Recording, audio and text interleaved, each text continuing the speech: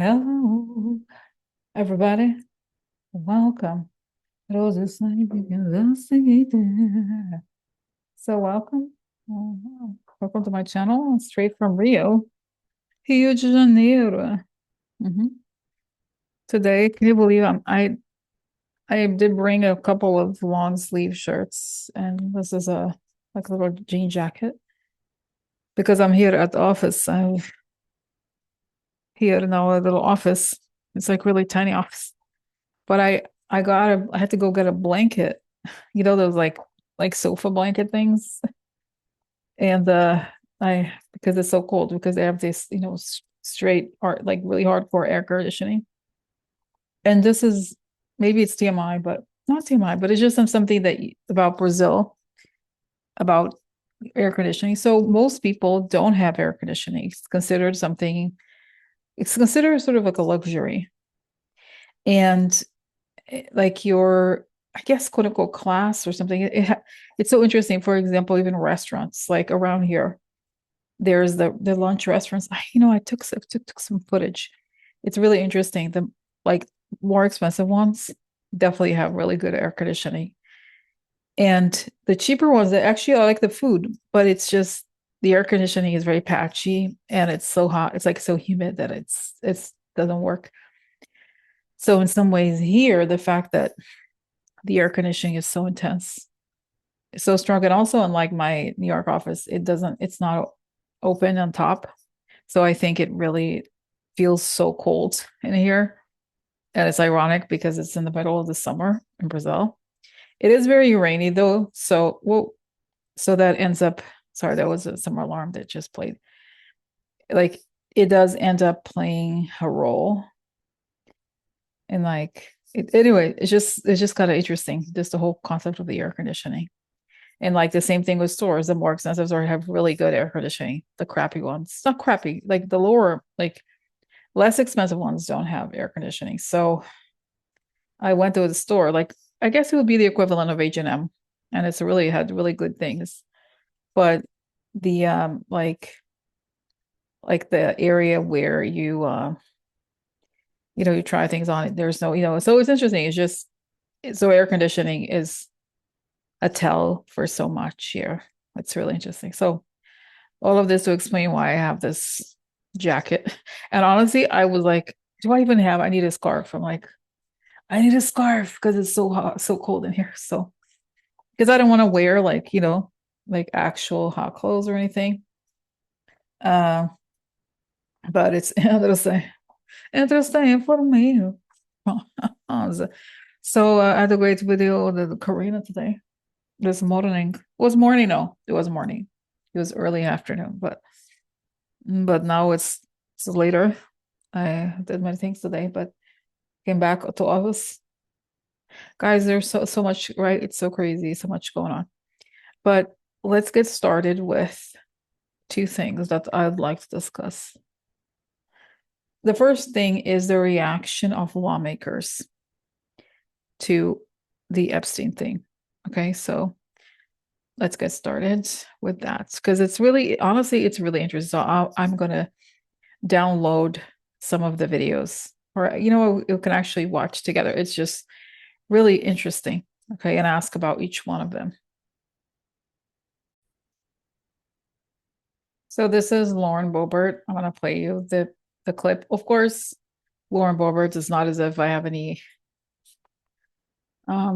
expectations of her or anything, or that I think she's redeemable or anything. But I just want you guys to observe this because it's interesting, and then we'll ask about it. Okay. Let's see. Okay. Let's see. Congresswoman, are you among the members who got to see the unredacted files today? Yes, I saw some of them, not all of them, obviously. I'll be going back tomorrow to see more. Any reaction on what you've seen so far? I think that there's folks who are definitely implicated and co-conspirators. And, I don't think everyone there that was talking about underage girls being trafficked are victims.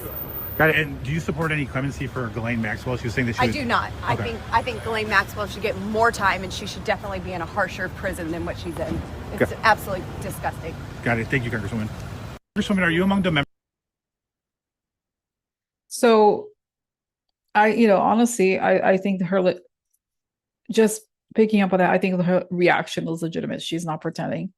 She truly was disgusted. Okay, but let me look into this and what's going on with her. And this story about Lauren Boebert, um, like several people related to the MAGA world, women, is that she was in some website that was like some kind of quote unquote modeling website, and there's rumors that she was some sort of escort. I mean, I'm not going to judge on that, but the point is that it's like, even, I mean, she was not a minor or anything, but there's something always so shady. But she does, I feel like her, like there's always something, even the whole Erica Kirk thing, it's just something strange. But I think she had a legit reaction. Then so what I like to know is whether she's going to do something about her. Okay, so I like to ask for protection, a beautiful ray of light coming on top of my head as I breathe in. I fill my lungs as I breathe out. I create a circle. I step into it. I feel protected. I feel connected. I'd like to ask that information come only from the highest sources, that it create the good and are the good, and so it is. Okay, so tell me about Lauren Boebert.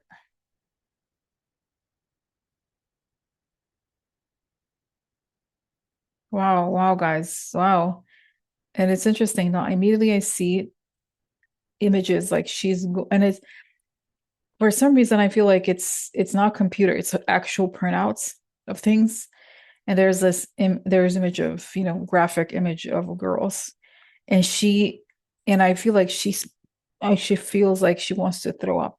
But unfortunately, like the thing that I'm picking up, and again, I want to respect like anybody, like it's a hard thing for me to say. Okay, I'll just say it.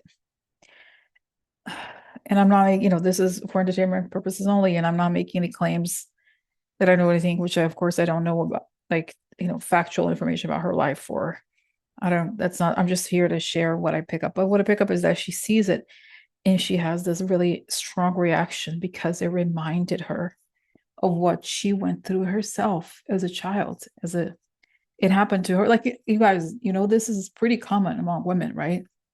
Many of us, many have been abused in different ways.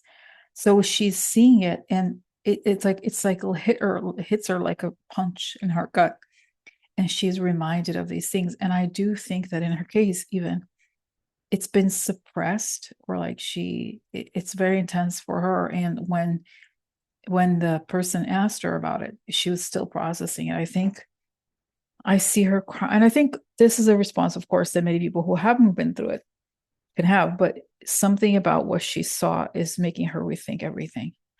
And she's been crying like crazy, like this, like this stuff I joke about, like but serious, right? Real, of course, very serious.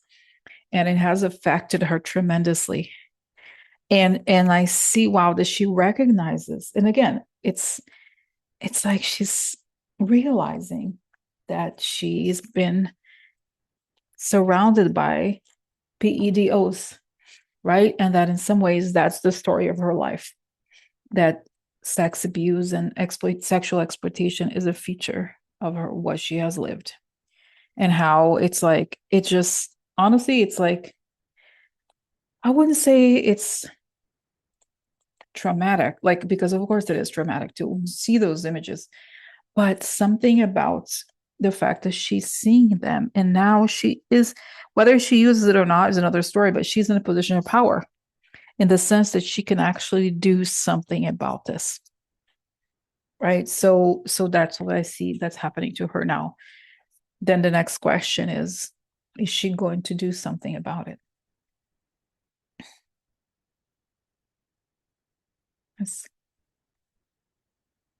I see that she knows people have dirt on her, right? That's kind of why she was picked.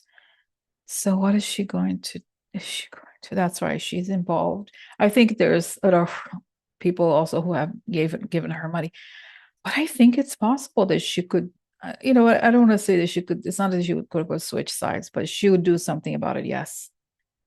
And I see that, okay, I see her sitting and she's determined to do something about it. And then she looks and there's a wave coming as if it's a tsunami.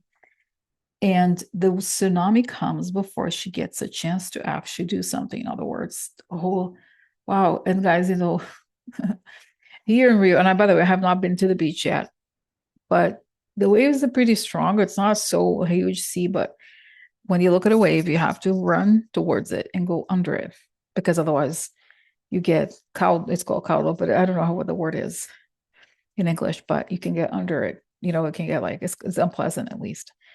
But since the waves she's seeing is so huge, it's like truly a tsunami, and it hits her like it hits a lot of people. And like by the time she comes up, it's over. Like it's gone. Everything she's known. So even though she's determined to do something about it, by the time it's going to happen quickly, and it will be gone.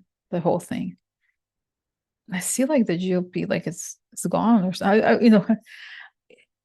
it's just saying this government will be gone. Everything will be gone very quickly. So, and I see she's going to resign too. Once after the tsunami, she's just like, what am I doing here? So it's saying Democrats are going to have the majority on that alone. So unlike people quitting and then being involved in the great treasonous experiment. So, and again, she's involved in this, right? So I feel like she's like, yeah, I've had enough of this. I can't. And maybe she will be also investigated, right? Because I see the financing of her campaigns have to do with other country, like that. So, wow. So interesting. No, interesting. Okay, so let's go to others. So I'm going to add here the Republican Senator Cynthia Lummis. It's an audio, but it's kind of interesting. And I find it interesting to talk about her because she's been a very pro-crypto person. As you guys know, I am really not at all into crypto.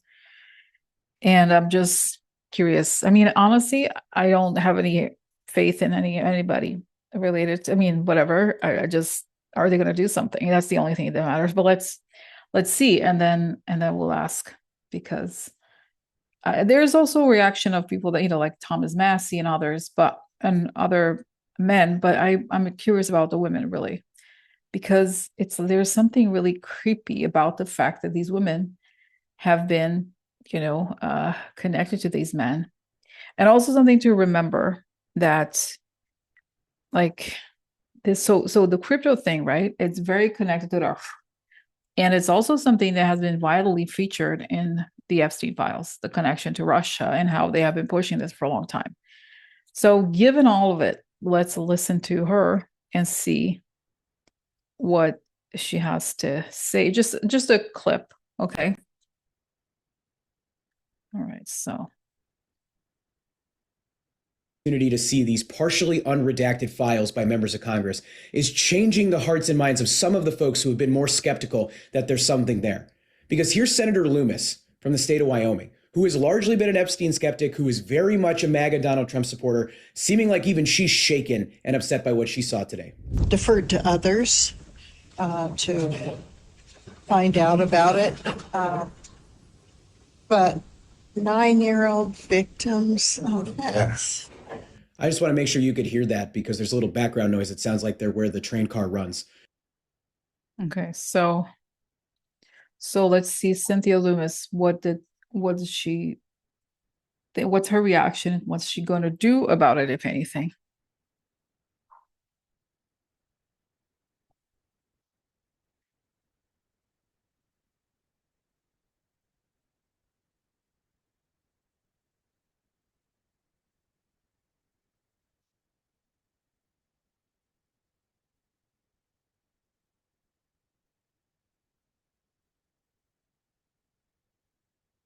Okay, guys, I have to tell you this. It's a little creepy.